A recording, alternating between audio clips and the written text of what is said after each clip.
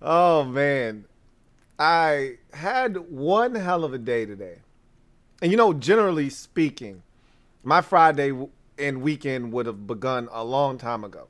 This is late for me on a Friday. But I figured since Cam Newton could get funky on a Friday, why the hell can't your man Louie T do the same? And since the pod is turning the big 200, you know what this is. It's a celebration, bitches. Grab a drink, grab a glass. I'm about to have some fun with y'all ass.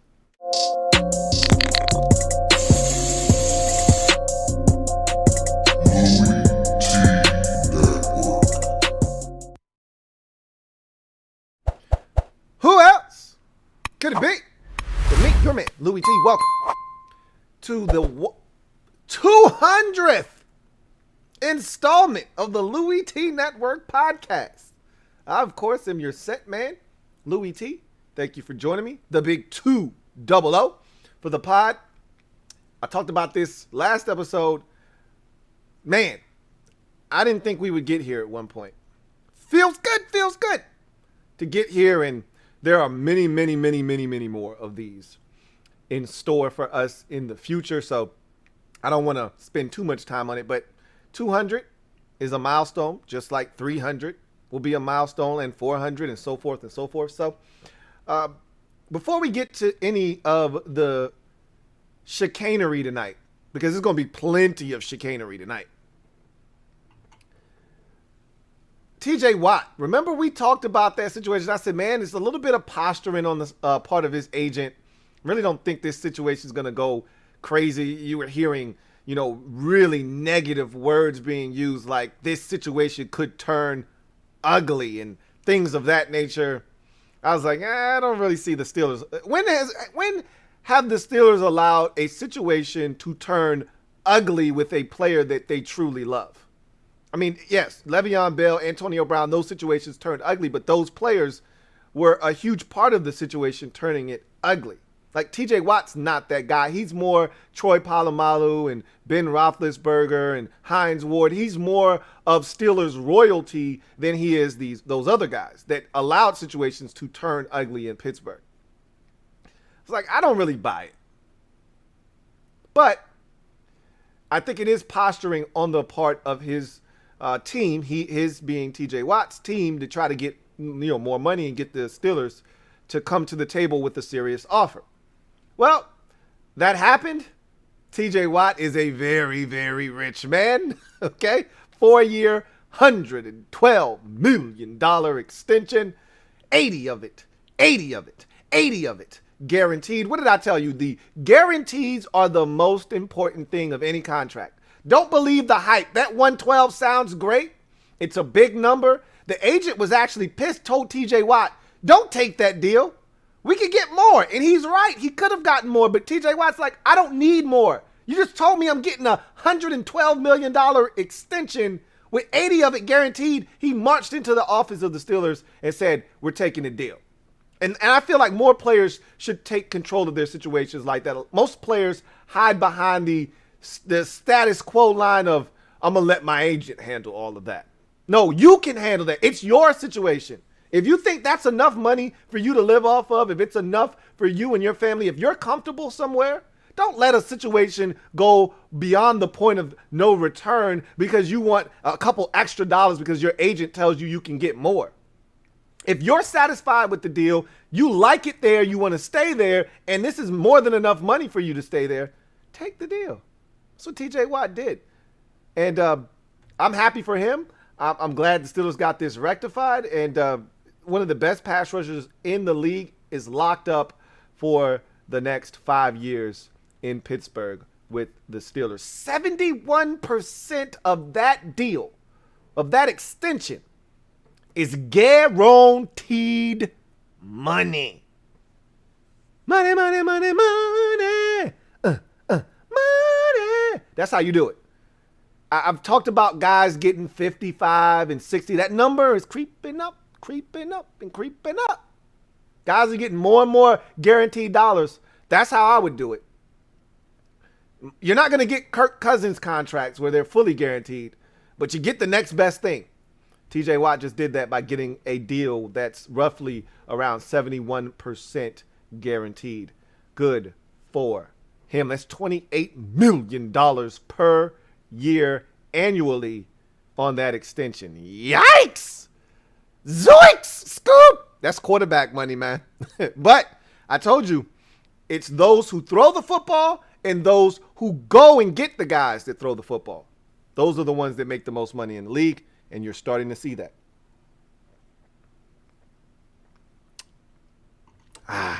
Yes. So, we're going to talk about a bevy of topics. This is going to be a jam-packed show. So, I don't want to delay. I want to get straight to the proceedings this evening because Gem Droppin Session is going to be jam-packed.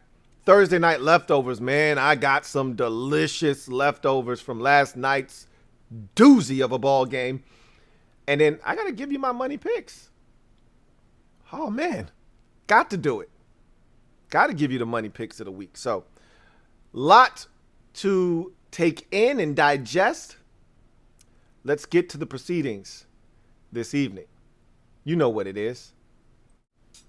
Let me drop this gem on your melon. Open your mind, let your conscience be free. You're now rolling with your man, Louie T-double-E. Let me open you up. Get you thinking a little bit. So, I want to start with Funky Friday with Cam Newton. Clarified some things for us. I love it. Who better to hear the truth from than the horse's mouth?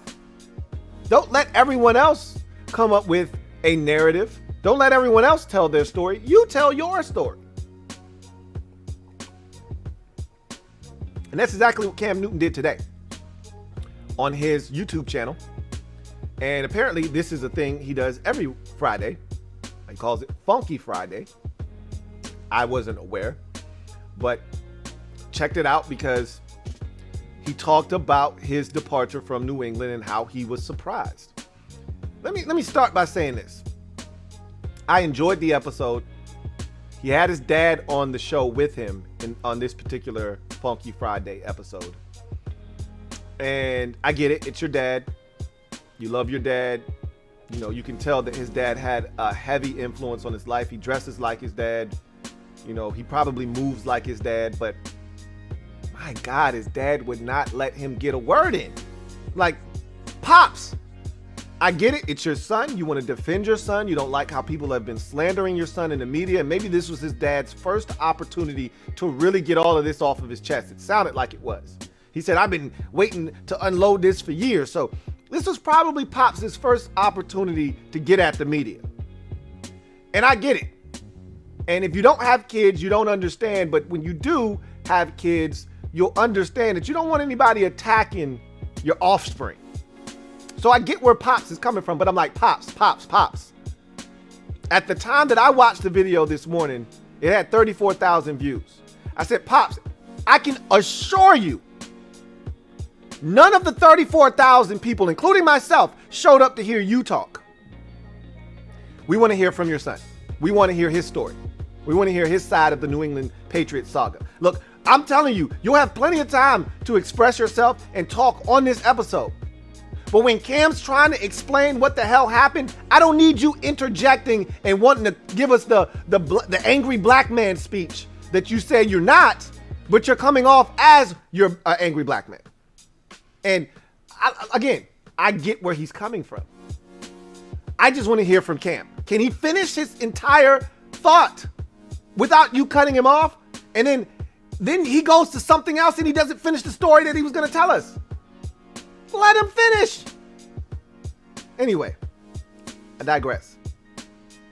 Cam on his Funky Friday show talked about New England. And I love the way Cam phrased everything. I thought he was very measured. And I thought he was very composed and direct. And I love the way that he made sure to not come off as bitter, salty.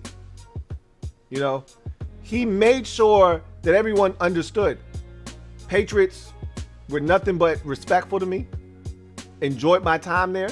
I love Mac Jones. Think he's going to be really good. And I think they're going to win ball games with him. But, you know, there's a but coming. I was blindsided by the release. And he said, I didn't think that, excuse me, and his dad kept trying to steer him towards the little foray he had in Atlanta that caused him to have to get tested for COVID and all of that stuff. His dad kept trying to steer the ship in that direction. And Cam's like, nah, I didn't have nothing to do with that, Pops. Like, I don't feel like they got rid of me because of that. He says it didn't help, but it made the decision a lot easier for them to say, you know what, we should move on from Cam. But he said when they drafted Mac Jones, they wanted to see if this kid could do it. And when he played well in the preseason, they had seen all they needed to see. They were ready to move forward with him. Because I like Cam, and Cam said, my preseason wasn't terrible. It was solid. It was. I felt the same way. What I kept telling you guys over and over again, there's no real controversy in New England. Cam's your week 1 starter. And his dad kept saying that's the thing he couldn't get past was all this time he was being told Cam's the week 1 starter. Cam's the week 1 starter. And Cam kept getting first team reps. So everything pointed towards Cam being the starter. And I explained the situation to you guys precisely. It's not rocket science, okay? It's not like I gave y'all some tidbit that you couldn't have gotten anywhere else. It was just simple common sense. If you've been watching and following football long enough, you know how these things go. You can't have a veteran quarterback with the history, the stature of a Cam Newton on your roster behind a young rookie trying to find his legs in the NFL. It doesn't work. You don't want your rookie quarterback to feel threatened by the presence of another guy that he knows is fully capable in this league because he's seen that guy be fully capable in this league. Mac Jones might be the best option for the Patriots moving forward. Cam Newton might have been the best option for them in the present time. But if you're going to go with Mac Jones, you go with Mac Jones. Who? Mac Jones. The miggity Mac Bo. The miggity Mac Bo. If you're going to go with Mac Jones, go with Mac Jones. And that's what they did. And if you're going to go with Mac Jones, go all the way with Mac Jones. Meaning, you got to clear the deck. There shouldn't be a threat on board with Mac Jones as your starter. He shouldn't be looking over his shoulder with his second pick of the game in the first half. He shouldn't be looking over saying, are they going to pill me for Cam? He's not worried about Bobby Ho. You know, Billy Ho. He's not worried about Billy Hoyer or Bobby Hoyer. I always call him Billy Ho and I start calling him Billy Hoyer. He's not worried about him. Brian Hoyer isn't a threat to Mac Jones. You know who is though, or would have been? Cam Newton. And Cam essentially said, my aura would have been a distraction. My presence on the roster, not being the starter, would have been a distraction. And not just for Mac Jones. It would have been a distraction for the entire team. Here's why. Because Mac Jones, they went out and they spent a boatload in free agency to improve this roster. And Pops talked about that. Pops talked about him driving a Honda Civic that was beat up. The door could barely shut. Needs a tune-up. Yeah, Cam didn't have shit to work with last year. His dad was right about that. Now, we've talked about that numerous times. However, Cam didn't make the situation any better, and Cam acknowledged that. I thought Cam was very accountable in his Funky Friday admission as well. He was very accountable. He said, I wasn't good last year. I know that. I didn't play well enough. But, and his dad made sure he said, but you ain't had shit neither, pretty much. You know, you didn't have nothing around you. Bottom line is, If Cam's still on the roster and you're starting Mac Jones, and all of these players believe they have a chance this year with the roster as it's constructed, and Mac Jones is the one holding you back, and you're looking around and you say, why is the young guy starting again when we got Cam Newton on the roster? When we got a former league MVP on the roster, why is Mac Jones getting us off to a 1-4 start? I just need answers, clarification here, boss. Nobody's going to have the balls to challenge Bill Belichick, nor should they, but you don't want those questions starting to linger amongst the players in the locker room. You don't want to give the media, Bill doesn't give a shit about the media. He'll handle the media. He treats them like Greg Popovich and Nick Saban treat the media, like however the hell they want to. They look at the media as peons. I'm doing you a favor by talking to you, and I only do it because I have to. So he would treat that New England, because they're all terrified of him, just like the San Antonio media market is terrified of Pop, and the Alabama media is terrified of Nick Saban. They're terrified of him. So they wouldn't ask him any tough questions more likely than not in New England. However, they probably would say, if Mac Jones had a rough game, did you ever think about going to Cam Newton? Bill doesn't want to answer that shit. He don't want to answer that shit. Nor should he want to answer that. Nor should he have to answer that. To end all of that, you just remove the problem, which is Cam Newton. And Cam didn't do anything wrong other than, we know you're not the future. Mac Jones is. We drafted him to be. We think he's ready. We don't want to have any obstacles in his way. And I told you, that's why they did it. I said the same thing about Tua. That's why they didn't bring back Ryan Fitzpatrick. He was a problem. They could have kept him in Miami. They didn't have to move on from Ryan Fitzpatrick. But after last year's performance from Fitzpatrick, the rest of that locker room said, hey, we can win with Fitz. Put him in. And they were like, nah, we drafted Tua to be the guy. So we got to remove any issues, any guy that you could think, because ain't nobody going to be politicking for Jacoby Brissett. We didn't seen that movie enough. Nobody's going to be going banging on Brian Flores' door and saying, hey, man, what about Brissett? He not an upgrade? Nah, ain't nobody going to say that. He's a backup. We know what he is. Cam and his credentials speak for themselves. He's not that guy anymore. We've already established that. He's not that guy. He still thinks he's that guy. I told you, when you've played at the level Cam Newton has played at, you're usually the last one to know that you're not that guy anymore. Seriously, you're not that guy. You're not that guy. I don't think he's recognized that yet. I think he still thinks he's 2015 MVP Superman Cam Newton. He still thinks he's Ace Boogie. I don't think he realizes he's not that guy anymore. But that's for him to find out on his own watch. But the bottom line is, he pretty much said, I was shocked. And I knew something was up when they called me to the office to talk to Bill. Bill's office is that way, and they told me, nah, you meeting him down here. He was like, uh-oh, that's a little weird. That's a little different. But Bill's office is that way. Why are we going? Oh, okay, all right, I got you. So he knew something was up. He just didn't know what was up. But he's pieced everything together. He's had an opportunity to decompress, let the situation breathe. I love the fact that he didn't have a knee-jerk reaction and want to come out and say anything. The only thing he said when everything first happened and the shit hit the fan was, hey, I'm good. Don't feel sorry for me. I'm good. Which he is. I believe him. He's good. Made a lot of money in his career. I think he's done some good things with his money off the field, some really good investments. He's got a few business ventures that he's talked about. I think he's eating well. He's not hurting. So he said, don't feel sorry for me. But he let the situation breathe, because he might have been hurt and disappointed, and he might have said some things he would have regretted had he come out when he was emotional. Let the situation breathe a bit, and then you come out and you say what you have to say when you're composed and you've had a chance to kind of digest everything that happened. Thought it was well done on the part of Cam Newton, man. So we can close that chapter. We know why it was done.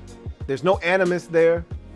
The real question now I have after leaving that is, Cam and his dad were adamant that he's not done. That was not the end of the road for Cam Newton. if that's not the end of the road, are you willing to take a backup role in this league? That was really not addressed. And you're not going to get that out of his dad because his dad is his biggest fan.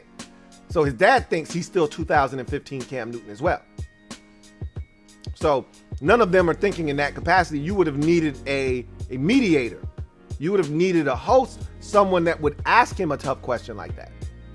Dad had his fake notebook and pad like he was actually going to ask him some questions. I'm like, Dad, you can put that down along with your green tea. You can put that down on the floor. You're not going to ask him no questions. I look at Cam Newton in the same vein as Carmelo Anthony. You remember when Carmelo was out of the league? Ego was way too big. Carmelo didn't want to come off the bench for anybody. Thought it was a joke when somebody would even ask him, would he come off the bench?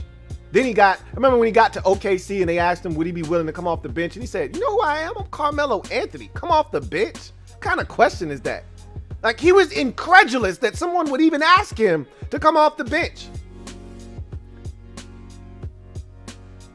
I look at Cam Newton and I think he feels the same way. Like, I'm Cam Newton. Come off the bench? Be a backup? What? And Cam said that he would have had no problems backing up Mac Jones in New England. Had they just given him the demotion and said, hey, we really love what you've done. We want to keep you here. We think you'll be a great influence on Mac. And if something were to go down, we know you can step in confidently and lead this team. Had they done that, he said he would have been fine with that. I don't know if he really meant that. That's the right thing to say. It sounds good. I take him at face value.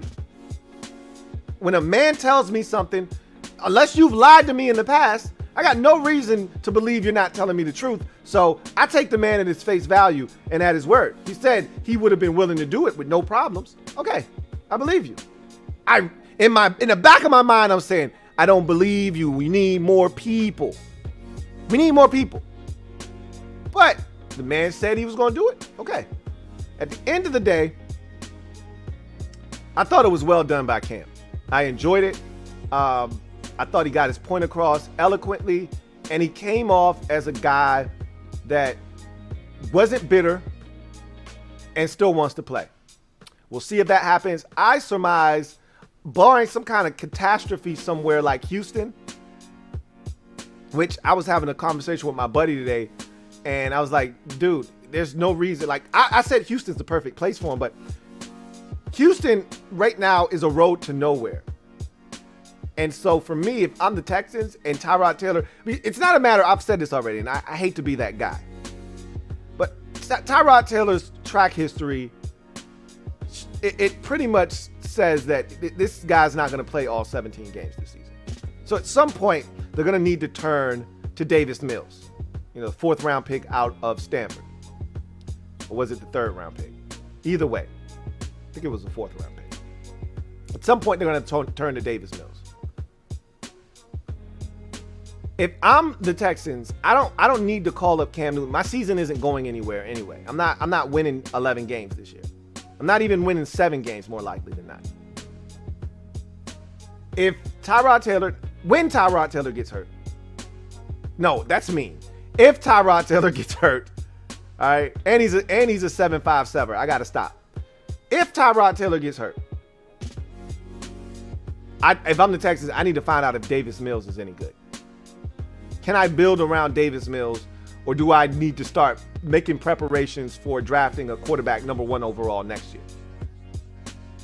Get all my ducks in a row, get everything lined up so that if I have to put together a package to get to number 1, I can do so. What do I need to do? So I don't know if Cam, I feel like he's got to go through that Carmelo Anthony period now where he's got to sit out for a whole year and he's got to wait for somebody to give him an opportunity. Will it happen or won't it happen? We will see, but I don't anticipate him playing this year. Now, again, injuries, a team gets decimated, he could get a call. He could get a call. But generally speaking, a guy like Cam Newton with his stature and his status amongst the league, I don't anticipate someone trying to give him an opportunity in season. That's an off-season project. So we'll see what happens. Anyway, Uh,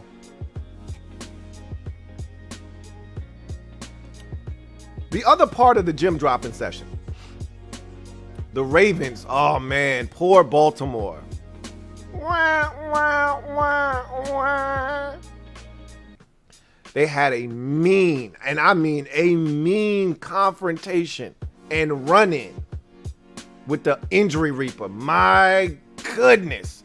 I talked to the, y'all. I know y'all don't want to hear this, but I actually hit the reaper up yesterday. I had to hit him up like, yo, what you doing up there up 95? He was like, man, these dudes was talking to me out the side of their neck. They was talking to me all wrong. You ever seen Joe Dirt? When Christopher Walken says, no, you see, you're talking to me all wrong. The injury rep was like, they talking to me all wrong up here. They not respecting me. They don't know who I am. So I had to show them. I said, oh, really? They was disrespecting you like that? He said, dude, they was coming for my life like I was some kind of peon. I said, oh, they must not have known. He said they damn sure didn't, and I had to remind them who I am. I said, okay. I said, hey, as long as you keep those theatrics up 95, don't bring your ass down here. He was like, nah, you good. Don't worry about it. You good. He said, y'all respect me. I said, you're damn right we do. I said, and if you ever need anything, you know you can hit me anytime. He said, I got you. So we're good. That's why this is the healthiest we've ever been going into a season, probably in the last decade to decade plus. Can't remember the last time we went into a season with just one guy injured. But the Ravens? Oy vey. Let's go through this real quick, man. So we all know about J.K. Dobbins.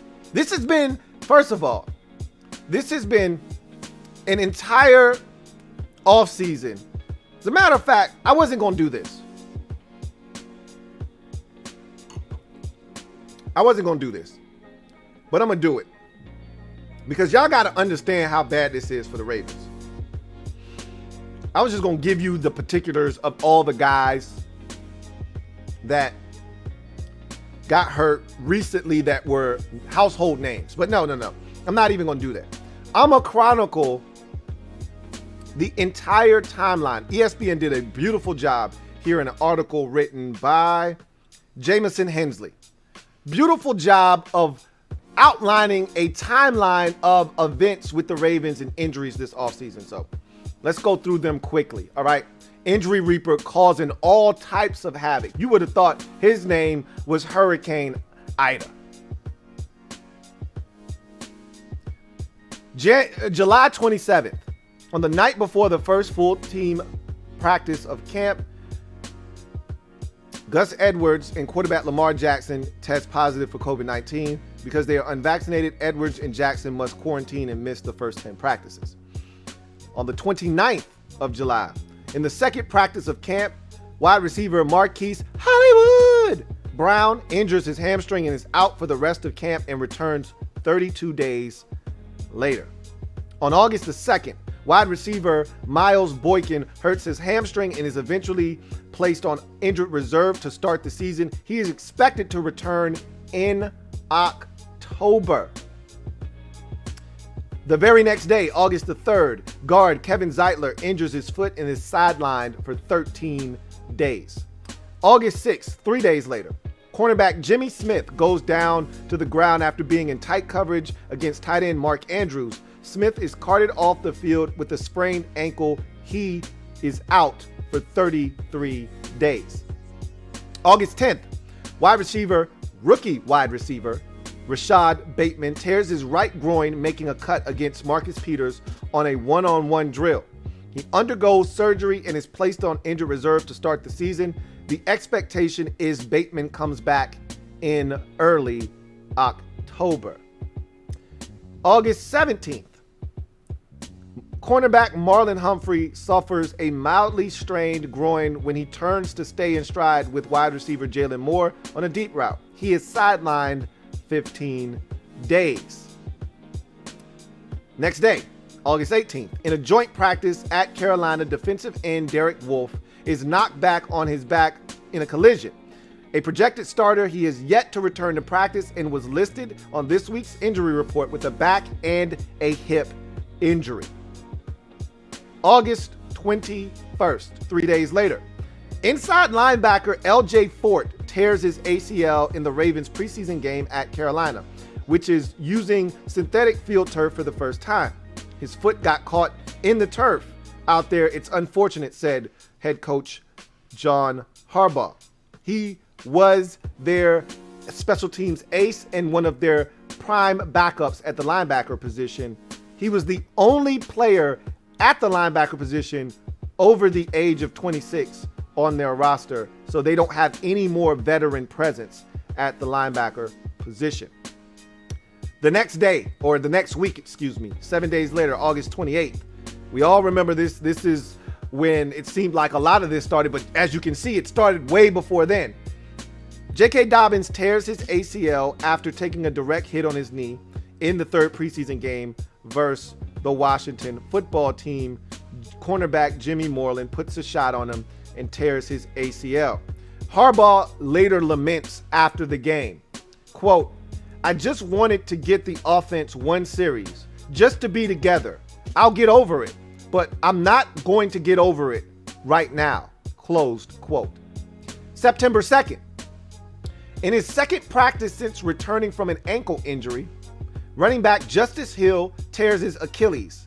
He is the second Baltimore running back to sustain a season-ending injury in 5 days.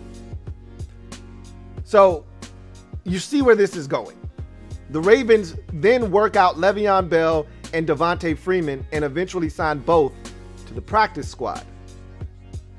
September 9th, a week later, the Ravens lose Gus Edwards and Marcus Peters, the cornerback formerly known as the Kansas City Thief, now known as the Baltimore Bandit, to season-ending ACL injuries. It was not a full contact practice, and the players weren't suited up in pads. Edwards is the third running back to go down for the season for the Ravens in 12 days. Peters, who leads the NFL in interceptions with 31 since 2015, is the first defensive starter to suffer a season-ending injury for the Ravens. So, if that's not utter destruction on the part of the injury reaper, then folks, I don't know what is. Just a little bit of a lesson to those of you out there. Respect the reaper and what he's about. You don't want the wrath of the reaper, because if he feels disrespected and he decides to reach out and touch you, shit can get ugly really, really quickly. Now, if there were any team in the league with enough depth to overcome this, it's the Baltimore Ravens. I do not think they are doomed this season.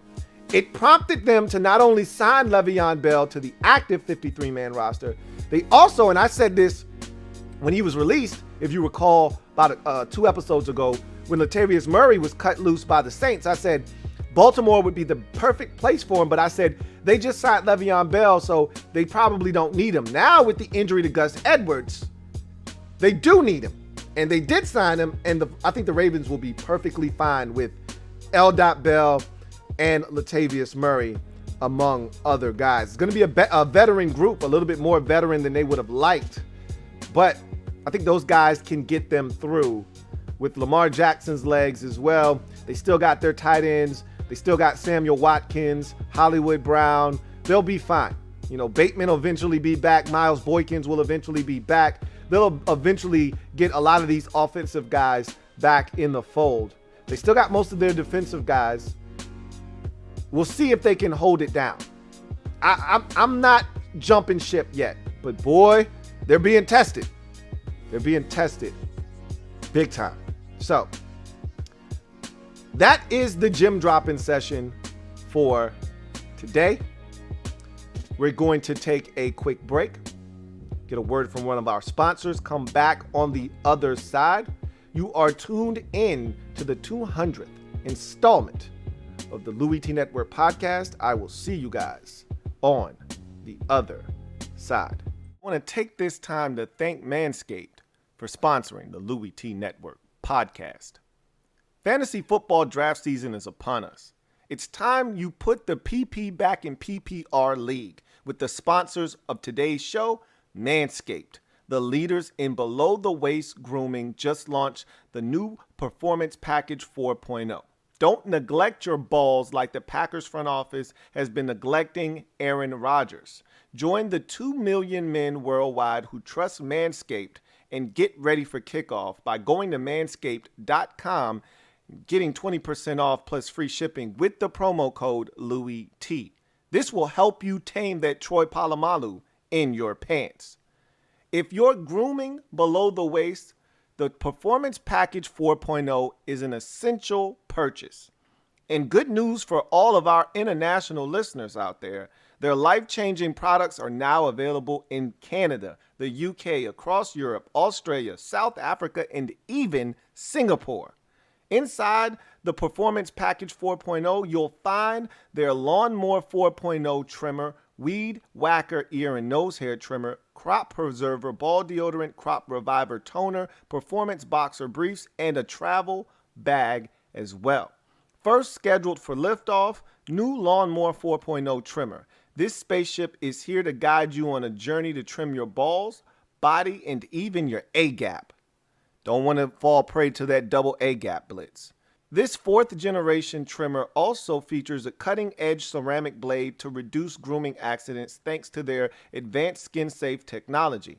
The Lawnmower 4.0 has a 7,000 RPM motor, a new multifunction on and off switch which can engage travel lock, and is even waterproof. The Lawnmower 4.0 also has a 4000K LED spotlight which allows you to be as accurate as that clip of Tom Brady playing catch with the jugs machine.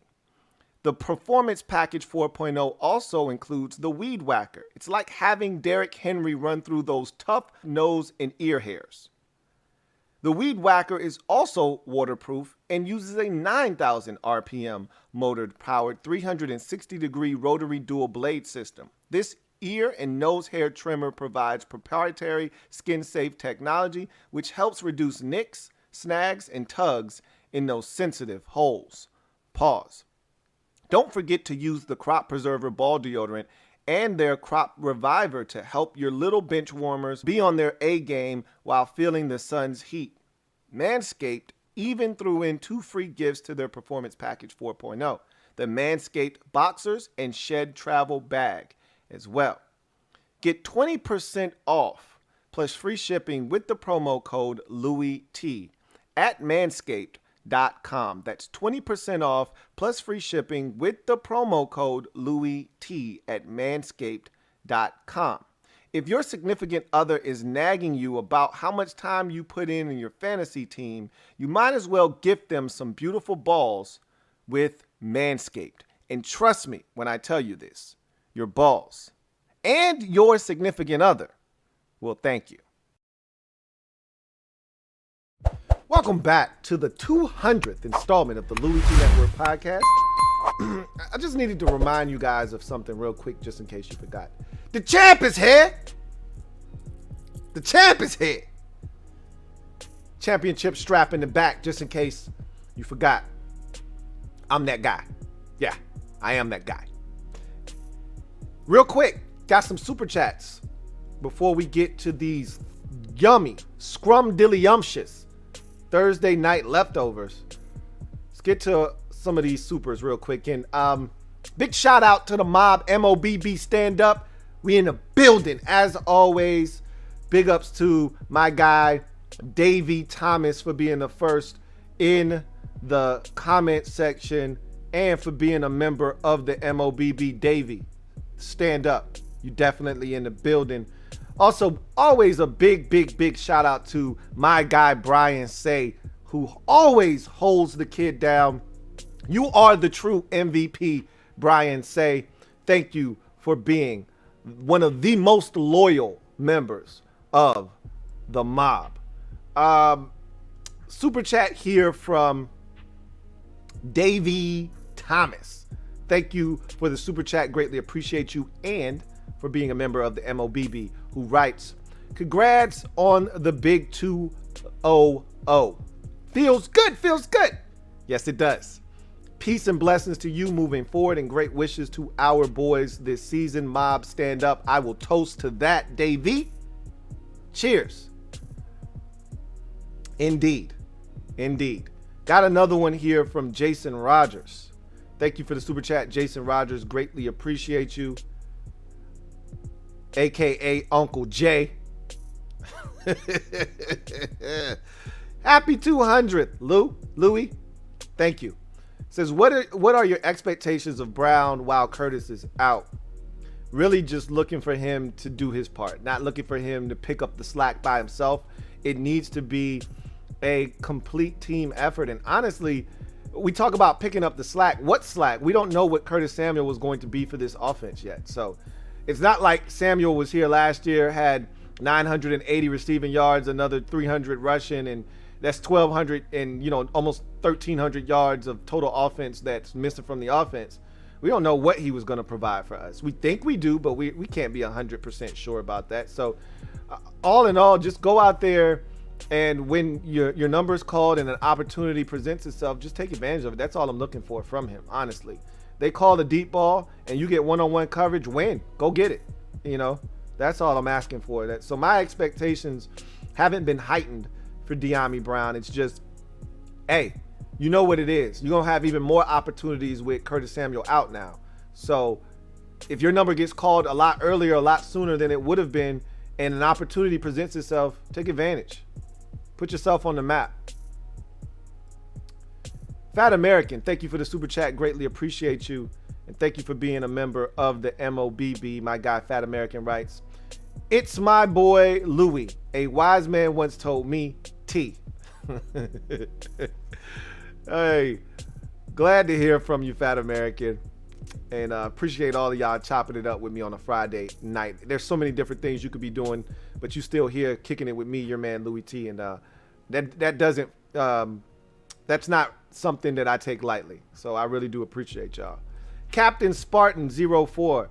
Thank you for the super chat. Greatly appreciate you. My guy, Captain Spartan, writes, can't remember which pod you mentioned this, but some jersey numbers for certain teams are cursed. Steelers, it's 27 and 29. Washington could be 10. I don't know if I've ever talked about, because I don't believe in cursed numbers. So I don't think I ever talked about cursed numbers. I've talked about numbers that were, funky looking. And if you are, like, for instance, if you're a running back, you prefer to stay in the 20s. You don't want to. I saw Fournette. Fournette looked weird in 7 last night. And I think that was his number at LSU. He looked weird last night in 7. It'll grow on me, but generally speaking, if you're a running back, you want to be in the 20s. If you find your way into the 30s, low 30s, 30, 31, 32, 33. After 33, it gets a little dicey. A lot of people threw 34s at me. Bo Jackson, Earl Campbell, all kinds of legends of the game. It was a different era then. Guys were bigger. Hell, Earl Campbell was listed as a fullback for some of his career, a lot of his career, actually. Like, it was a different era, Walter Payton. I got all these different legends of the game thrown at me. I get it. Doesn't mean that the number looks any better on some of these young boys. But, But I don't think I ever talked about a number being cursed, but I've heard that a lot lately with Washington in particular and number 10 because of Curtis Samuel and his injury. And then people started listing off, failed number 10s over the last decade or so. It is what it is. Metaphor, thank you for the super chat. Greatly appreciate you, my guy. Metaphor writes, 1 sec, Lou. Just wiping down the sweaty balls. Oh, yeah. Skip ad. So, speaking of fresh, I smell victory on Sunday. Who's active game day with Curtis on IR? It's a great question. They haven't actually filled that one roster spot yet. I don't know if I talked about that on. I meant to. I may have conveniently skipped over that, but I meant to mention that they haven't filled that vacancy on the roster. They just have 52 guys on the active roster right now. The assumption is on game day, they'll have the requisite 46 guys that you can have on game day, but or is that number up to 48 now? I think that number's up to 48 now. But either way, they're good at 52. I think, after the game, they'll maybe look, especially if they have some injuries, they'll look to fill that void. But right now, they're good with 52. You can't dress 52. I mean, all 53 guys anyway. So they're not in a hurry to fill that roster spot right now. Fat American, thank you for the super chat. Double up. Thank you for doubling up, Fat American. Greatly appreciate you. Who writes, random, but who would win with today's NFL rules if it was the 2005 squad versus the 2012 squad? Excuse me. I would take the 2005 team just because defensively they were disgusting. And the 2012 team, while very talented, they had their issues defensively, and I think that offense against the team speed that the 2005 defense had would have been able to neutralize Robert Griffin III. So I don't think he would have been running around the way, and we saw teams neutralize him, early in the season, not necessarily later, at post injury. But offensively, the 2012 team was superior to the 2005 team. That's an understatement. But you flip the coin, and the defense for the 05 team was way, way better than the 2012 team. So I think the defense wins out in that situation. I would take the 05 squad. And remember, it's not like the 05 squad didn't have talent. That they had Santana Moss, they had Clinton Portis, they had Chris Cooley, they had some guys. It just wasn't a super talented quarterback position with Brunell. But I take the 2005 team. Captain Spartan, my guy Cap, double up, thank you for doubling up, Cap. Greatly appreciate you. Who writes, serious question. How do you not wake up your fam with late shows after games? Like, they have to be deep sleepers. I wake up after hearing a cricket. So here's the thing with that. My studio is based downstairs. They sleep upstairs. So even though my mouth is loud, it's not loud enough to wake them. And they are relatively deep sleepers, but not to the point where, they won't wake up from things. But I'm far enough away, and they're deep enough sleepers. The combination of the two keeps them from waking up, essentially. It'd be one thing if we were all in the same room and I was doing these videos, but it's not the case. So you're just a really light sleeper. If a cricket can wake you up, you're a really light sleeper. And you probably don't sleep in REM. So anyhow, Davey Thomas, double up, thank you for doubling up. Greatly appreciate you. My guy, Davey Thomas, writes, had to double up, for the first set of money picks of the week of 2021 season. It's pronounced Dave, not Davey. Dave, or just Dave. We'll just go with Dave. I'll keep it simple, stupid. Gotcha. You only got to tell me once. Dave. Appreciate you, Dave. Captain Spartan 04. Thank you for the super chat, tripling up. Who writes, think the whole Braves infield can hit 30 home runs? I do. I really do. Season still kind of sucks without Acuna being healthy, but again, I love the moves that Double A has made. I'm more concerned at this point, though, with them getting a long-term deal done with Freddie. Like, why is this taking so long? The closer he gets to free agency, the closer we get to him just deciding, I want to go home. He's from California. He misses his family. He talks about missing his wife and his son all the time. I would prefer them to get this thing done sooner rather than later. You give him enough time to think about it, and he may just decide, I just want to be closer to my family, and I don't want to be back in Atlanta. Let's not let this thing linger. He's the best Brave since Chipper Jones. Let's get this thing done. He's got a chance to be a future Hall of Fame player. He's already won an MVP. I don't want a future Hall of Famer leaving the organization. He should be a Brave for the rest of his career and retire a Brave like Chipper did. They need to get that done. I'm more concerned with that at this point than this season, because I think this season, while it's fun and what they've done on this run has been fun, I still think it's a means to an end, because I still don't think the pitching, when it's all said and done, is good enough. Even though at times our bats can be lethal, and this is a really nasty lineup, one of the best lineups I think I've ever seen from the Braves in terms of power, from 1 to 9. Hell, even Max Fried is hitting the cover off the baseball. The problem is we just don't have consistent pitching.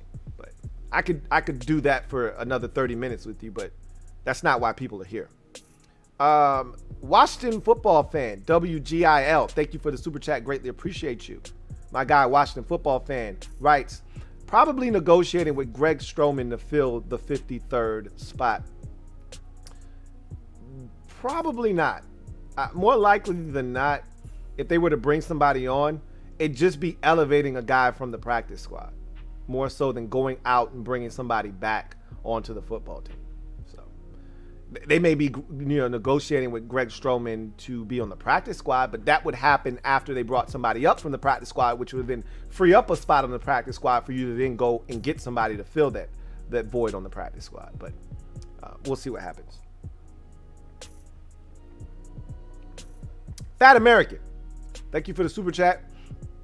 Greatly appreciate you. My guy, Fat American, I think that's your third one. I think you tripled up here. Don't want to make any mistakes. Yes, I'm correct. Thank you for tripling up. Who writes, Chase took shots at Bruce Allen in an interview. Somebody mentioned it to me. I haven't heard about it. I haven't seen it. Something about Chick-fil-A and the name he uses at Chick-fil-A as an alias is Bruce Allen or something like that. I didn't read too much into it because, I probably more likely than not don't really care. But I mean, there isn't one Bruce Allen veiled shot that I don't enjoy. So I'm here for all of the Bruce Allen jabs and digs. I'm here for all of them. So anyway, I digress. Let's get to Thursday night leftovers, man. Wow, what a game last night. Bucks 31, Cowboys 29. Man. Got some Chinese food for this one, man. Got some leftover Chinese food. I told you, I don't put any leftovers in the fridge.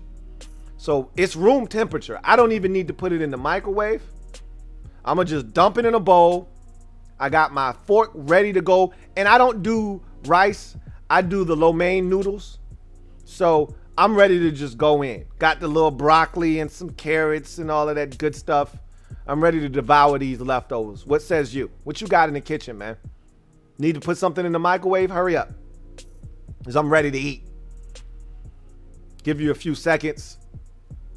All right, enough time. Let's get to the Thursday night leftovers from the 31-29 Buccaneers thriller over the Cowboys. First Thursday night leftover. I'll tell you what, leftover Chinese food ranks pretty high among the things that taste really good the next day. I still would take my pizza over leftover Chinese food, but it's not that far behind. 108 pass attempts in the game last night. out of 140 offensive snaps between the two teams.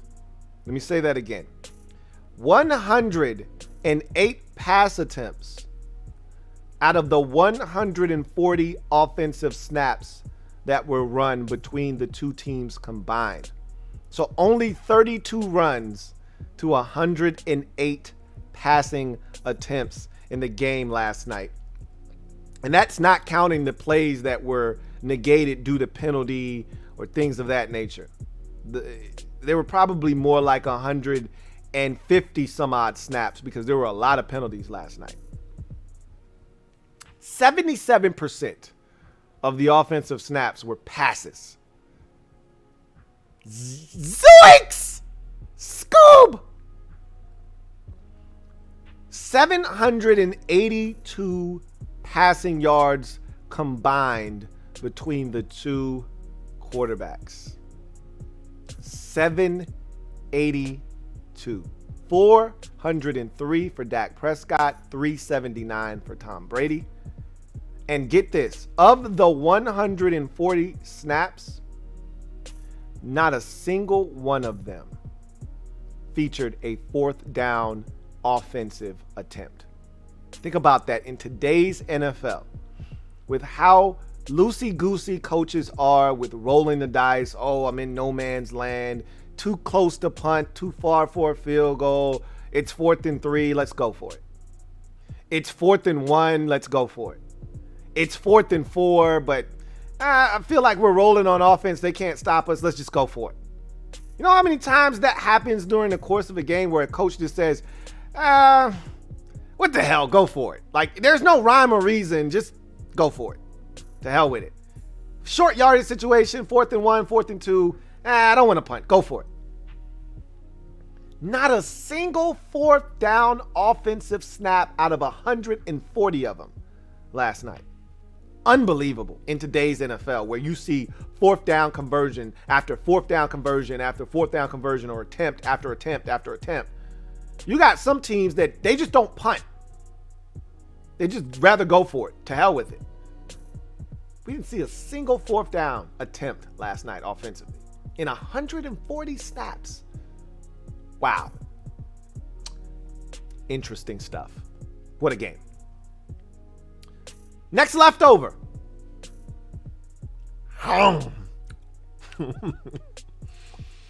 You gotta do one of those. When you got the lo mein, you get the little noodles. Suck it all the way up. Let me wash it down. It's getting caught in my teeth. Hold on. 4 receivers in the game went over 100 yards. 2 from each team. For the Cowboys, Amari Cooper. When the ball's in the sky and your QB needs a guy, it's somebody. And of course, CeeDee Lamb. Nah. Is that a lamb or a sheep? Do they make the same sounds? I don't know. Stop asking. And then on the Buccaneers side of things, Antonio Brown, A.B., and of course, Chris Godwin. And then, not to be forgotten, Gronk had 90 yards receiving, so he wasn't that far behind those two guys. Of the receivers on the Dallas Cowboys side of things, Dak Prescott, if you recall, had 58 passing attempts, 33 in the first half of the game. Ended with 58 for the contest. And you know what's funny is people talk about Dak's 58 like, oh my God, they almost threw it. See, Brady threw it 50 times. It's 108 passing attempts, like I said, between the two quarterbacks. Brady threw it 50 times. He wasn't that far behind Dak. But of Dak's 58 attempts, get this, 31 targets to 2 receivers, Amari Cooper and CeeDee Lamb. So of his 58 attempts, 31 went to 2 guys. 16 for Amari Cooper, 15 for CeeDee Lamb. Now, Amari Cooper made it count. He had 16 targets, had 13 grabs. So I'd say that's a pretty damn efficient clip, if I may say so myself. Meanwhile, CeeDee Lamb, on the other hand, 15 targets, only 7 grabs. So not the same hit rate, less than 50%. That's, as a wise man once said, not very good. Less than 50%, not very good. In any event, 31 targets for 2 guys, 16 for Amari Cooper.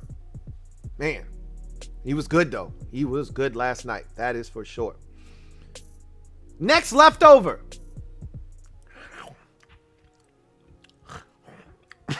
I always like when I get that piece of broccoli and it's kind of drenched in that sauce. Nothing like it.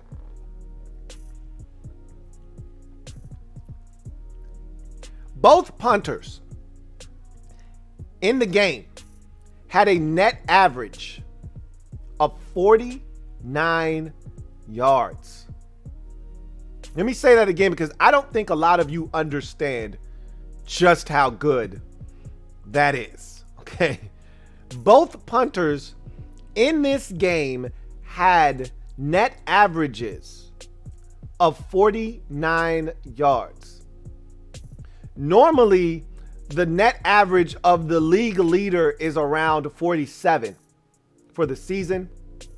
And if a guy has a modest day, it's 44, somewhere in that 44 range. 49 is insane.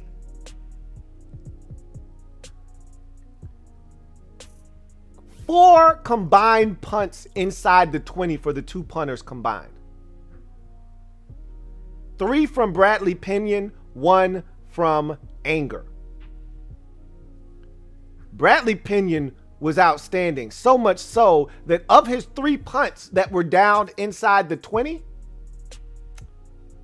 all 3 of them were inside the 6, including the first punt of the game, which was just a beaut. A 65-yard bomb that trickles out of the end zone at the 2. Coffin kick. Nobody does that anymore, by the way. A lot of you probably don't even know what a coffin kick is. Thing of beauty is what it was. Don't want to leave out the specialists. I talked about that briefly last night, especially on Tampa's side of things. They were awesome. Next leftover. Getting close to the bottom.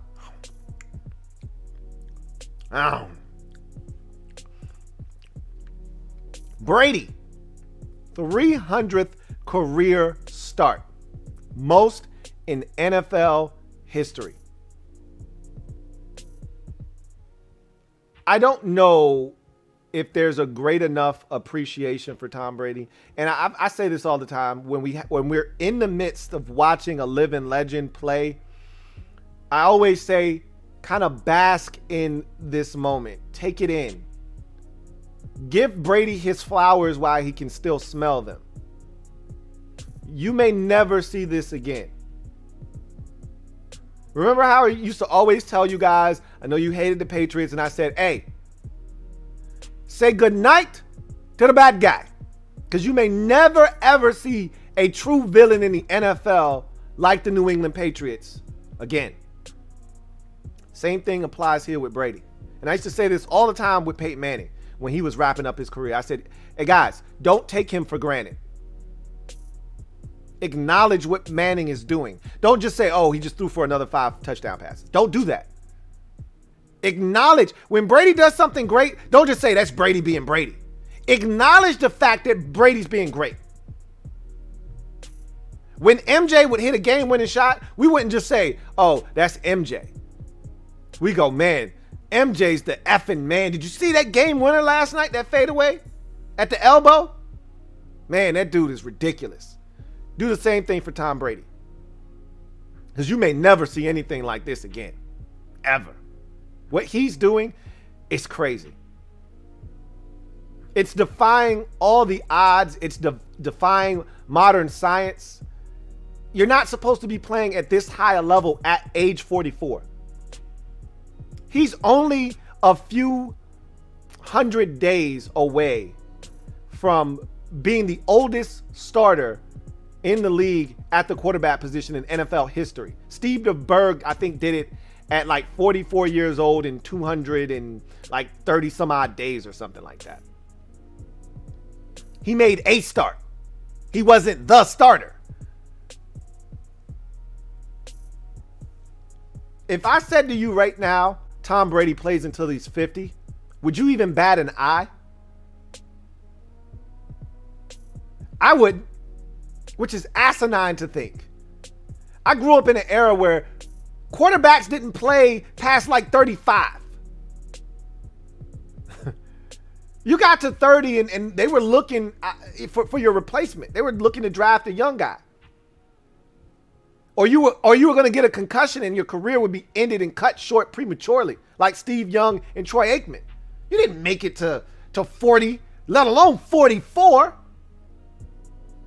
It's crazy, but yeah, I mean, the rules have changed, obviously. It's a different NFL. You can barely touch the quarterback. I get it. Still, it's a tough game, man. It wears on you physically, mentally, emotionally. And here we are, Brady at 44, still one of the best in the game. I also want to acknowledge the connection between him and Gronk. Gronk, with his 100th and 101st touchdown reception from Brady in his career. That's insane. You know, it's one thing when we talk about that between quarterback and wide receiver. It's another thing when you start talking quarterback and tight end. And then to have it span with two different organizations. I mean, how rare is that? It's one thing if you play with a guy on the same team for 14 years. Yeah, you're going to amass some numbers. But for you and that guy to make beautiful music at one location, one guy decide I'm done, you decide to go elsewhere, and then the other guy comes back and he's like, hey, come play with us. And he comes there, and then you continue to make new beautiful music. It's crazy. It's crazy. Last bit of leftovers. Go ahead and finish up, guys. I'm going to go ahead and twirl the rest of this around my fork. Last bit of lo mein here. Take that off the fork there. Yeah. Great down to the last bite. Go ahead and wash it down. Ah, yes. That's good stuff. Cowboys lose right tackle La'el Collins for 5 weeks to a suspension. Reportedly, he did not post for a drug test. Maybe he knew he wasn't going to pass. Maybe he just forgot. Maybe he didn't get the memo. Most of those situations, not plausible. Probably the former, less likely the latter. He probably wasn't going to pass, knew he wasn't going to pass, and just decided, I'm going to blow it off. Well, you get popped for that too, asked Trent Williams. You get popped for not posting for a test. You get just as much trouble as failing the test. So, guess he went with the lesser of two evils, because this is the first time I've ever heard of a guy getting an odd number of games off the rip. Usually when you're suspended in the NFL, it's an even number of games. I've heard of 2. I've heard of 4. I've heard of 6. I've heard of 8. Yeah, there's been 1 game suspensions. I'm not talking about 1.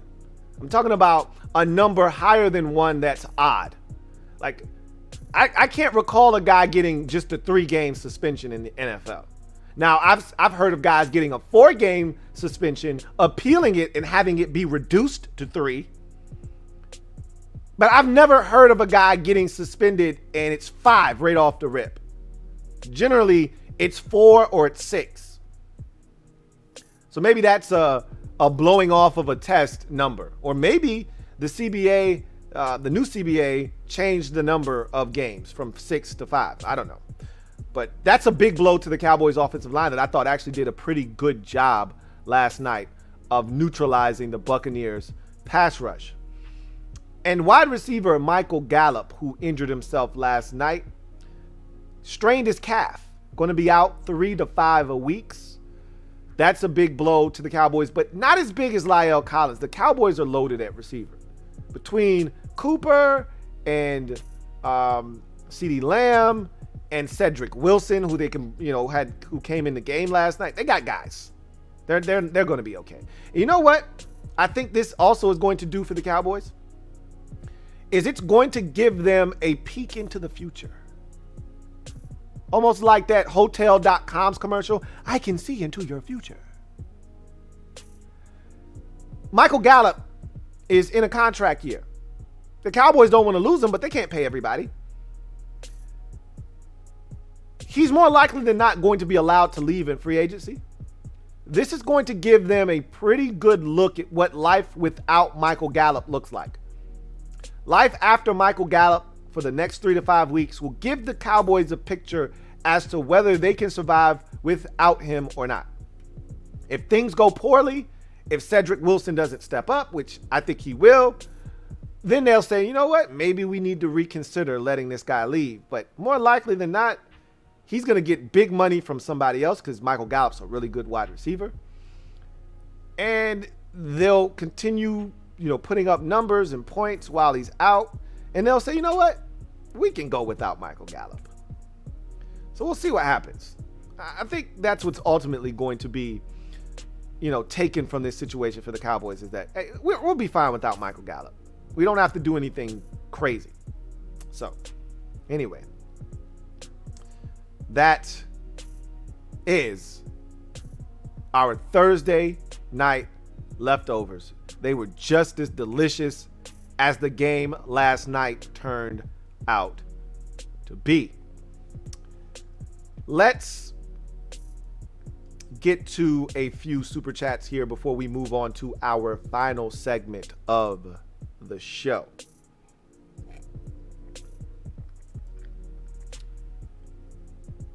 Metaphor, thank you for the super chat. Greatly appreciate you.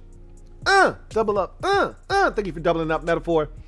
Greatly appreciate you, my guy. Metaphor writes, Bruce Allen, 2 first names. Correct. Mind blown, just saying. Never trust a man with 2 first names. Now, there are people out there that consider Allen to be a last name.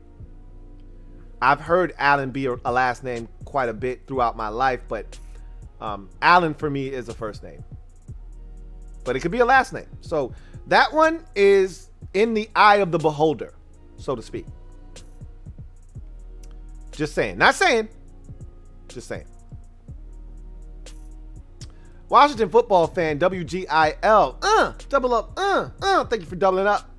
Washington football fan who writes, Lou, explain why punt returner is more valuable than kick returner. By the way, it was a joke about Strowman. I knew you were joking.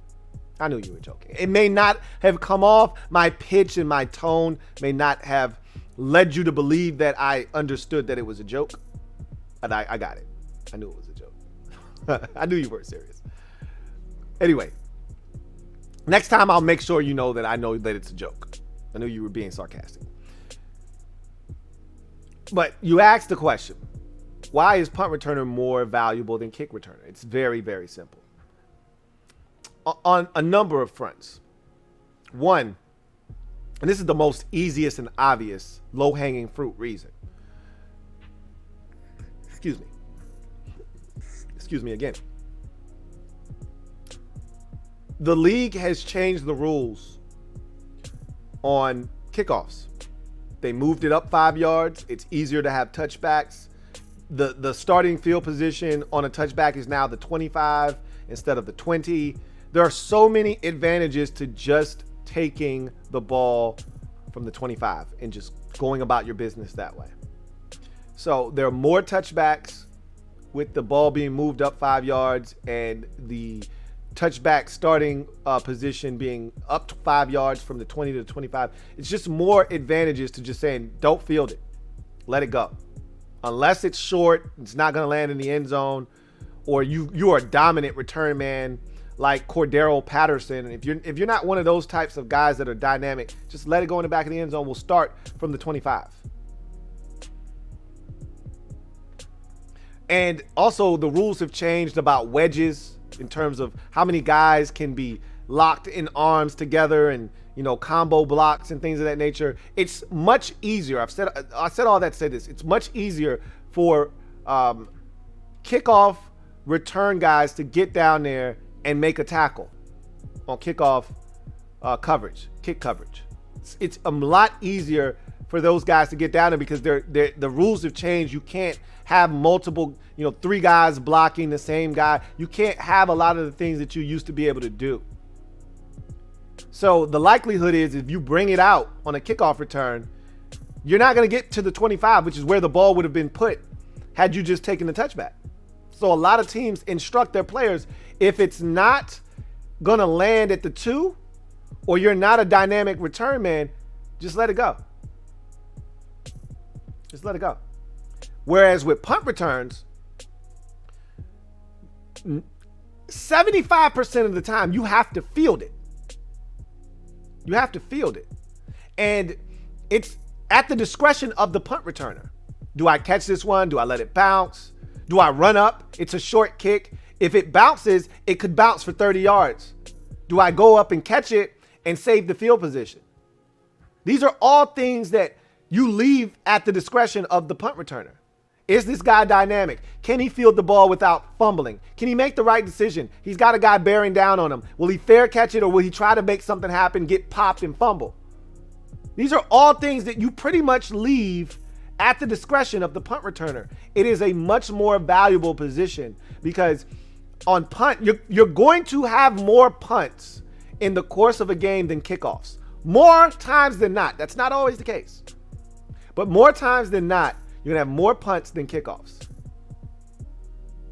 And because of that, that punt returner is going to see the football more than the kickoff return man will. And he'll be asked to either field it or return it a lot of times. So you can't have a guy with questionable decision-making back there. You can't have a guy, as a Washington fan firsthand, what happened when we had Steven Sims back there. Questionable decision maker as to whether to catch it or not catch it, field it, get hit, whatever the case may be. He fumbled. You didn't know if he was going to even catch the damn ball to begin with. Like, how many times do you punt a game and have to put him back there and hold your collective breaths as a fan base? Whereas on a kickoff, just let the shit go. Just let it go. It's going to go in the end zone. It's a touchback. Let it go. It's rare that a kick doesn't go into the end zone. Rare. So that's why it's more important. Why a punt returner is more important. He just touches it more. And he has more leeway and more discretion to field footballs. And he's going to get more opportunities.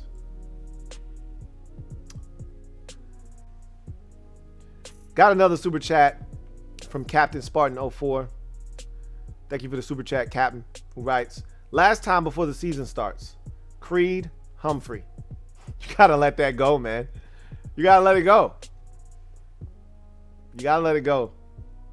You guys decided on the kid from Illinois. You got to live with that, man. Let it go. Oh, got a brand new member of the MOBB. G-Ski. Stand up. You are officially in the building as a member of the mob, the newest member of the MOBB. G-Ski. Stand up. You're a silver member of the mob. Mob, you know what to do. I don't even have to tell you. You know what to do. Show G-Ski some love. Cheers to G-Ski for becoming the newest member of the MOBB and a silver member. Thank you for your membership, G-Ski. Sammer LD. Thank you for the super chat. Greatly appreciate you. My guy Sammer writes, Lou, as a Ravens fan, I'm hurting right now. I know, bro. We just talked about it. But I'm confident in our depth. 20-0 in the preseason, as we all know. And signings don't count us out as long as Lamar stands. God protect him. I'm right there with you, man. I feel the exact same way that you do. If anybody in the league, and I said this already, and I'm going to double down on it. If anyone in the league, if any team could withstand the amount of abuse that the IR has shown, it's the Baltimore Ravens. I just think the depth there, the way that they run their program, they're built to be able to come out on the other side of this still smiling. Still saying, hey, you tried, but you failed. We're going to see. As long as Lamar is healthy, you got a shot. I'm with you. And that's what a franchise quarterback can do for you. You decimated by injuries, but you still got Lamar. So you still got a chance. All right. So, with that said, I got one more real quick. Metaphor. Thank you for the super chat. Greatly appreciate you, my guy, Metaphor. Writes, appreciate you, Lou, for getting my belt ready.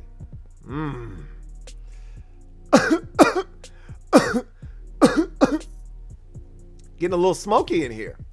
Is that smoke I detect? Do I need to have my smoke detector go off again? That was fake. That was some fake smoke. You know the kind they have out of those smoke machines? Yeah, that wasn't real. Translation, I'm not worried. You see where the belt is? That's where it stays. We call that home. You know when they told me I couldn't go back home? When I was back home. Trust me, the strap stays on my lap. It ain't going nowhere. You could try. Many have tried. All have failed. I'll throw you in the cemetery with the rest of them, though. I appreciate you. Cheers.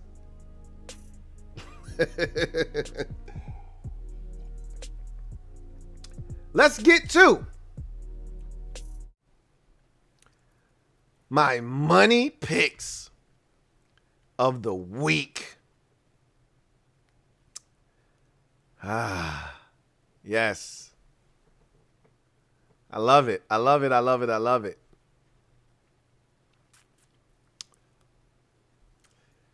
So I'm 1-0. Nothing like starting off the season with a dub. Usually that's easy to do, right?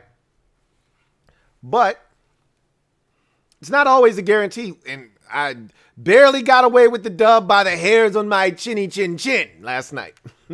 I would not have been alone. And you know what's funny is the survivor pool. I didn't realize that so many people were so thirsty for a Cowboys loss that they actually picked Tampa Bay as their survivor pool pick.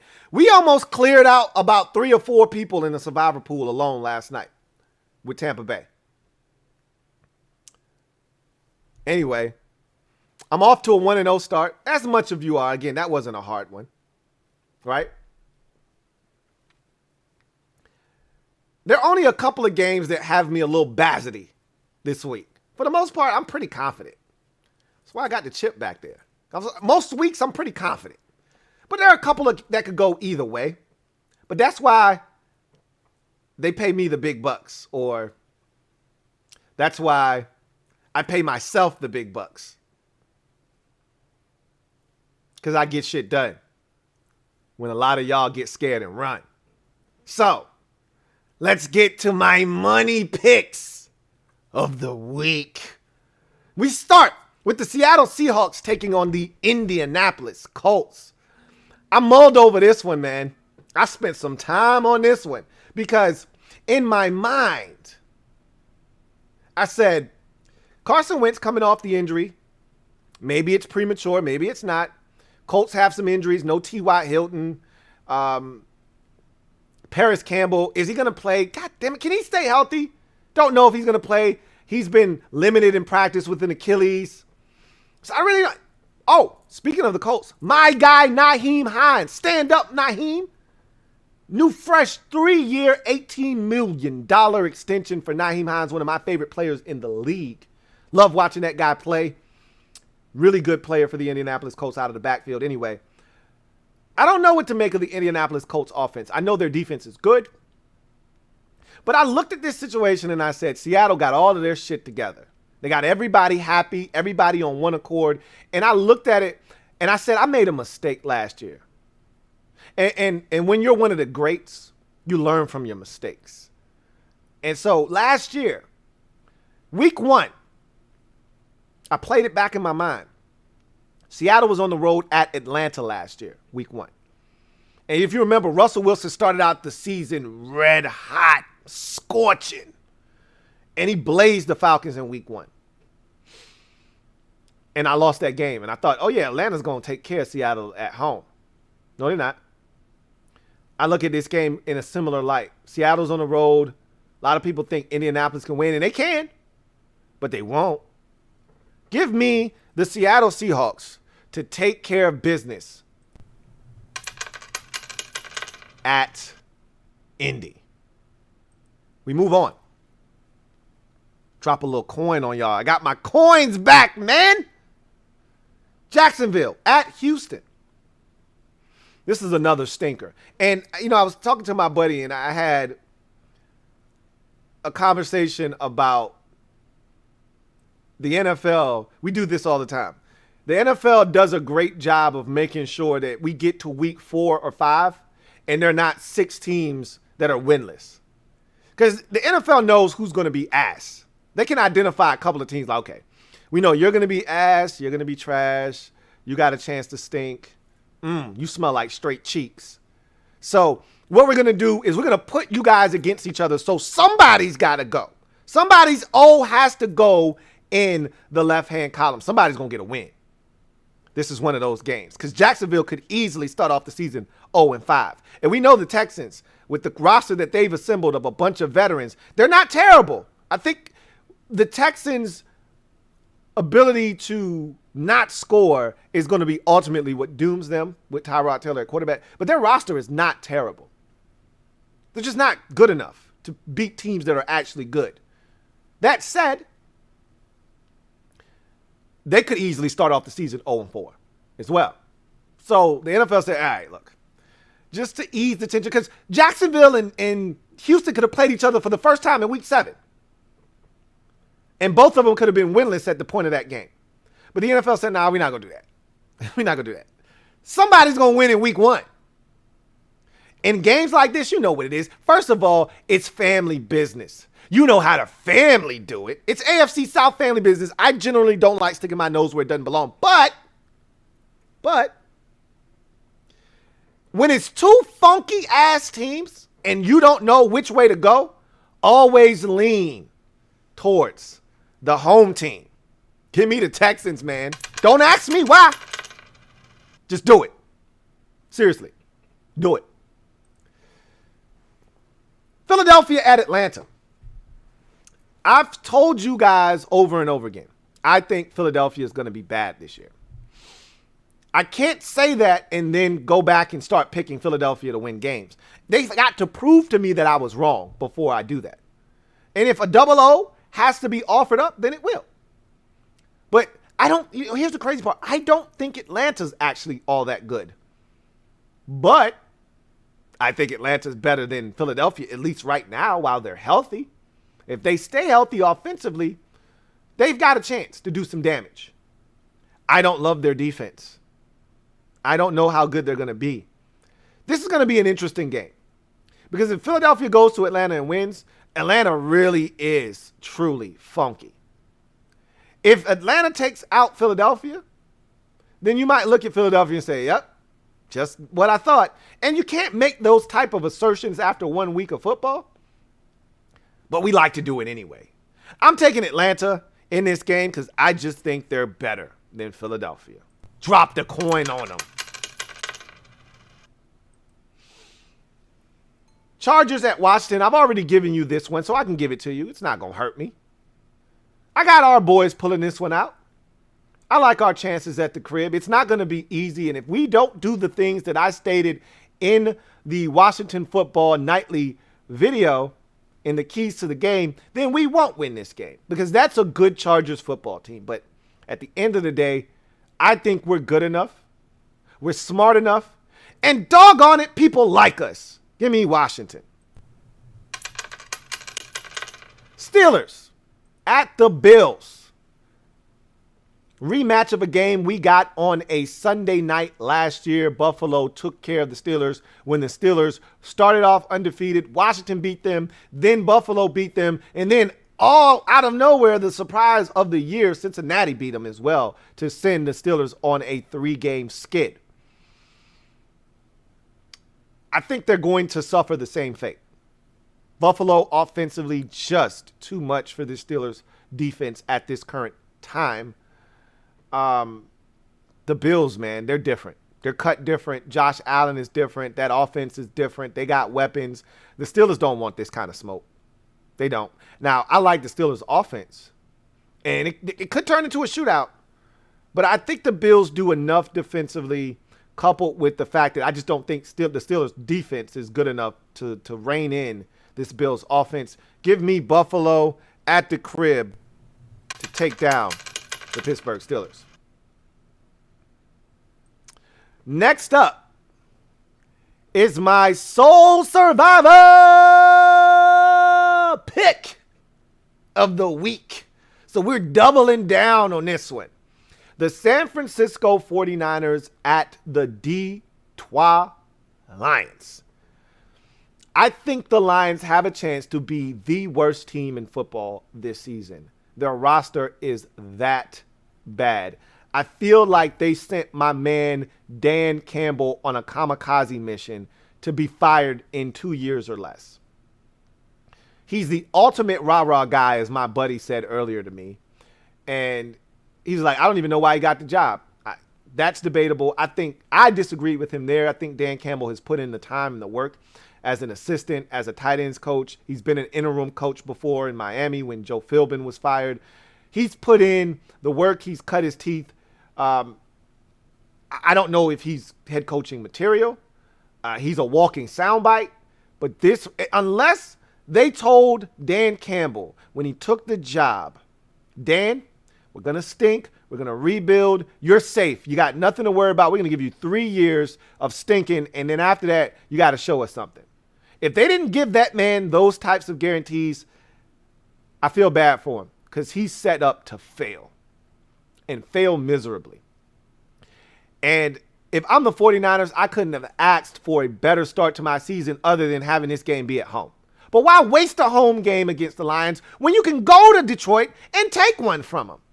The 49ers are going to win this game, and they're going to win it handily. Give me the 49ers, and don't just give me the 49ers. Give me the 49ers to soul survivor me to next week. Put a lock on it. Drop the coin. So we move on to Minnesota at Cincinnati. Here's another game that I spent a lot of time on because I think Minnesota is going to stink this year. Another one of those teams that I look at and I say, ugh, that's nasty. And so it's got me to thinking, is Cincinnati really that bad that they can't take care of Minnesota at the crib? I went back and forth on this one. Minnesota is top heavy with talent, but I still don't love their defense. Even with getting some of their defensive pieces back from injury, like Danielle Hunter, I still don't love them defensively. Did Cincinnati really fix their offensive line? I mean, that's been one of the controversial topics amongst Cincinnati Bengals fans. Like, did we really do enough to protect our franchise quarterback? I don't know the answer to that. Excuse me. Is Joe Burrow over the phobia that he's going to have with guys around his legs? Because we've seen it before. We saw it with Carson Palmer. We saw it with Tom Brady when he first came back. You have to overcome the fear of somebody falling into your leg and hurting you again before you can be that guy that you were before the injury. It's not like Dak Prescott's ankle injury where he injured it running. When somebody falls on you in the pocket, you then become worried of it happening again. Will he be over that in enough time that they won't struggle in week 1? Can first round pick, top 5 pick, wide receiver Jamar Chase catch the damn football? These are all questions that I wonder about. I probably should pick Minnesota here, but if I think they're going to leave this season stinking, it's got to start in Cincinnati. Give me the Bengals at the crib. Take care of the Vikings. Jets at Panthers. Sam Darnold revenge game. You know what it is. You already know. Revenge is a dish best served ice cold, and my man Sam Darnold is looking cold-blooded. I think the Panthers are just a better team than the Jets right now. They're 1 year ahead of where the Jets are. Last year, this time, the Panthers were the Jets. They had a brand new coach in Matt Rule, new program, turning over the roster, changing things up. They're 1 year into that program and that turnaround in Carolina. Where the Jets, they're just starting with brand new head coach Robert Saleh. Brand new quarterback and Zach Wilson. A lot of things that they got to iron out. Could he get a win in his first NFL start for Zach Wilson? Could Robert Saleh get a win in his first game as a head coach? Sure. Highly unlikely. Give me the Carolina Panthers at the crib to take down the New York Jets. Cardinals at Titans. This was another one. I briefly thought about this one. I didn't get stuck on this one. I felt confident in my decision here. Here's my thought process. I view the Arizona Cardinals as soft with a capital T at the end. Soft. They're a soft team to me. I look at Arizona. I see Kyler Murray. You know how I feel about Kyler Murray. He don't want to get hit. I look at their roster. I see a lot of guys. And again, this isn't factual. This is my opinion. I can't prove any of this. They got some dogs on that team. Don't let me steer you in the wrong direction.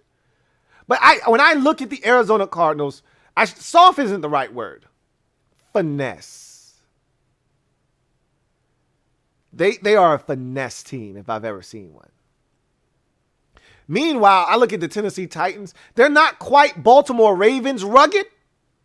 They're not Ravens rugged, but they're the next best thing. They're the next closest thing to the Browns and the Ravens in terms of that rugged factor where you just like, damn, they're a little rough around the edges.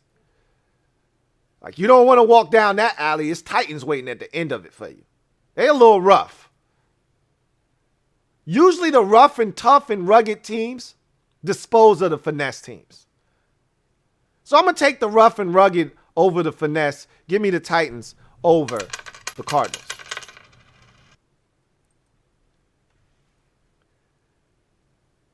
Cleveland Browns at Kansas City Chiefs. Until the Chiefs show me that they're mortal, and I get it, the Super Bowl, you say, what more do you need to see? They were banged up on the offensive line. That wasn't this, iteration of the Chiefs. Until they show me that they're a mortal team in the regular season, I'm just going to keep picking the Chiefs until they give me a reason not to. I know the Browns almost took them out and took them to the limit in the playoffs last year, but I don't give a damn about that. Give me the Kansas City Chiefs. The Kansas City Chiefs. Moving right along. Miami Dolphins, New England Patriots. This is the game I spent the most amount of time on in week 1. Didn't know which way to go. 2 former Alabama quarterbacks squaring off. Mac Jones making his first career NFL start. Tua making his first career regular season opener start, and I didn't know which direction to go because I still think there's this Patriot luster that reigns over the Dolphins. Now, the Dolphins, even when Brady was there, they didn't respect New England in Miami. They would wreck New England in Miami every year. Well, this game is in New England. So the Patriots used to always win that game. Even if it wasn't pretty, they would find a way to get it done. I told you, I really think that the Patriots have assembled a solid team, and they could make some noise this year. I don't know if it results in a postseason berth or not, but they're going to be better than they were last year. And I think they actually have some good players on defense now. They're going to miss Stephon Gilmore. That's going to hurt. But I went back and forth, man. I really think the Dolphins can win this game. And I told you I think Tua is going to be the best of the second-year quarterbacks. It'd be nice for him to get off to a really good start, for a confidence builder.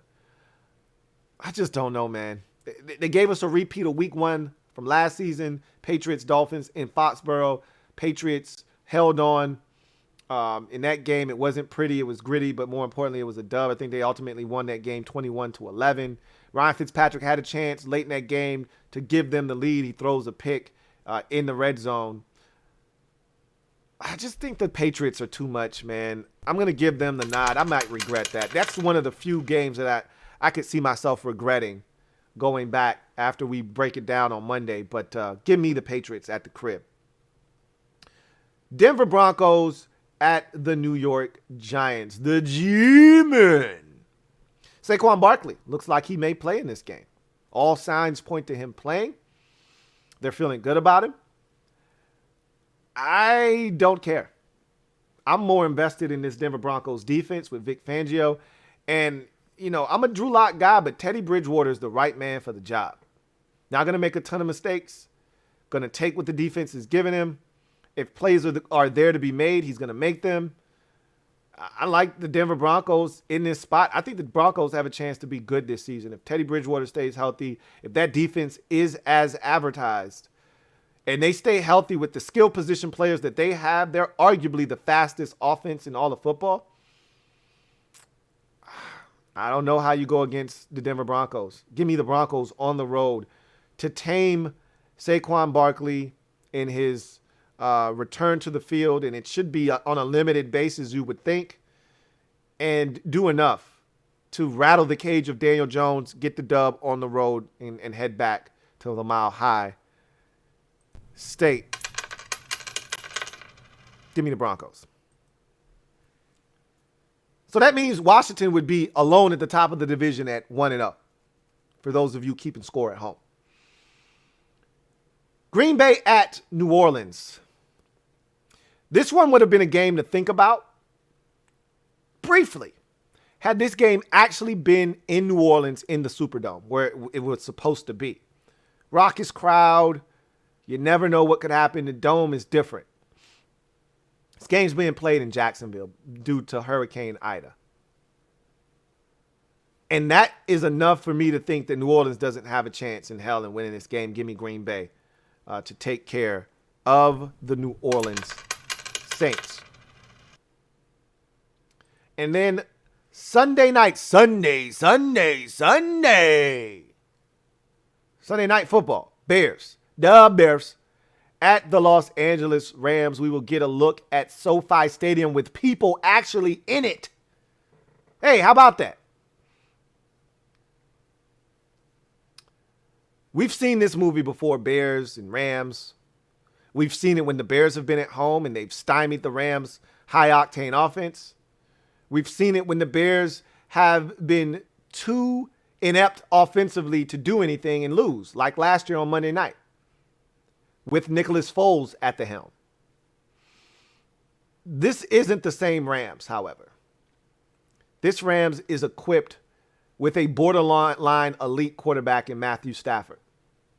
A lot of you sleep on Matthew Stafford because he's just like Chris Collinsworth said last night. I'm shocked at how good Matthew Stafford is. We haven't had him a lot on Sunday Night Football. I turned on the tape and I was amazed. I'm like, oh, really? I'm not surprised that you didn't know he was that good. Yeah, he's damn good. And I've been trying to tell people that for years. Well, you're going to actually find that out now because he's actually on a good team, and they're going to win a lot of ball games with Matthew Stafford at the helm. And it starts on Sunday night. Give me the Rams to destroy Andy Dalton and the Chicago Bears, and let the chance of Justin Fields begin in Chicago. Give me the Rams. So to recap, Seahawks, Texans, Falcons, Washington, Buffalo, San Francisco, Bengals, Panthers, Titans, Chiefs, Pats, Broncos, Packers, Rams. I'll give you my Monday night winner on Monday.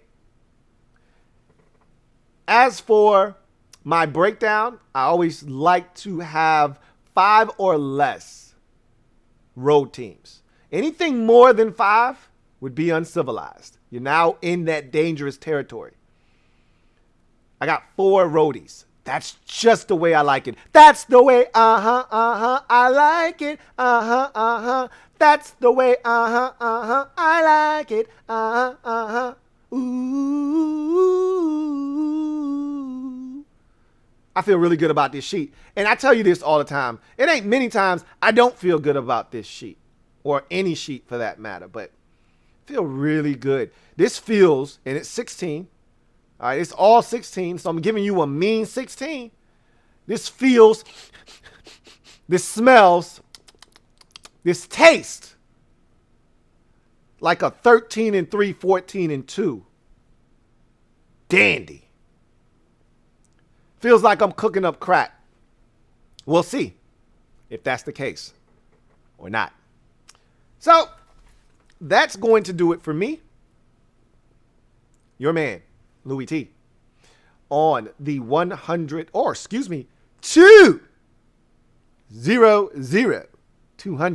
installment of the Louie T Network podcast. Got to get used to saying that. I got a super chat here from G-Ski. Before we get out of here, thank you for becoming the newest member of the MOBB G-Ski. Greatly appreciate you. Who writes, Money Time Lou. What's up, my brother? I see the wine has been taken off the shelf. LOL. Love your content and Mob Squad represent. You know what it is. You know what we do. We always represent. We always in the building. And yeah, the wine is Friday. You know what it is. It's Friday and I'm ready to swing. You know what it is. I already took off the wine. I'm tasting that thing.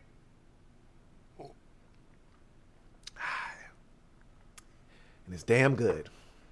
I'm going to let y'all get to the rest of your evening. I've kept you long enough. I'm so elated that over 160 of you guys and gals decided that, you know what? I feel like kicking it with my man Louie T on a Friday night. I'm really, really thankful for that. I'm grateful for every single one of you. That said, I got to get on y'all because we got to my number, which is 70, but there's over 160 of you. So that's not acceptable.